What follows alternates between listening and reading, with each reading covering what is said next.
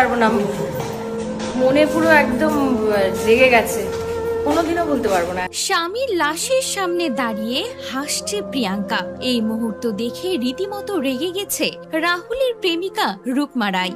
হ্যাঁ ভিউয়ার্স, কোথাও কাঁদতে দেখা যায়নি রাহুলের স্ত্রী প্রিয়াঙ্কাকে, বরং রাহুলের শেষ যাত্রায় তাকে হাসি মুখে দেখা যায়। এখানে শেষ নয়, রাহুলের লাশের সামনে দাঁড়িয়ে গল্পে মেতেছেন এবং হাসছেন। এই মুহূর্ত দেখে সোশ্যাল মিডিয়ায় ঝড় উঠেছে, যা চোখ এড়ায়নি রুকমা রায়ের। তিনি রীতিমতো রেগে গিয়েছেন এবং বলছেন, মানে কোনোদিনও ভুলতে পারবো না, মনে পুরো একদম লেগে গেছে, কোনোদিনও বলতে পারবো না।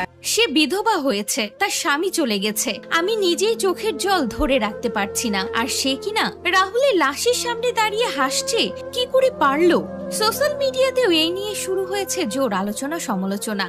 তবে কি রাহুল মারা যাবার পর খুশি হয়েছে প্রিয়াঙ্কা? এমনও প্রশ্ন উঠেছে। তবে অনেকেই বলছে নিজের ছেলেকে সামাল দিতেই প্রিয়াঙ্কা এমন ভান ধরেছে, আসলে ভিতরে ভিতরে সেই সব থেকে কষ্ট পাচ্ছে। তো ভিউয়ার্স, আপনাদের কি মনে হয় অবশ্যই কমেন্ট করে জানাতে ভুলবেন না।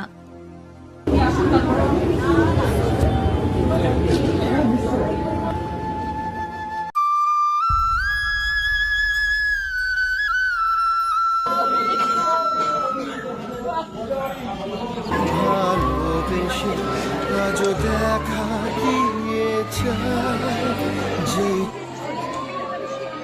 তবে রাহুলের চর্চিত প্রেমিকা রুকমা রায়কে হাউমাউ করে কাঁদতে দেখা গিয়েছে।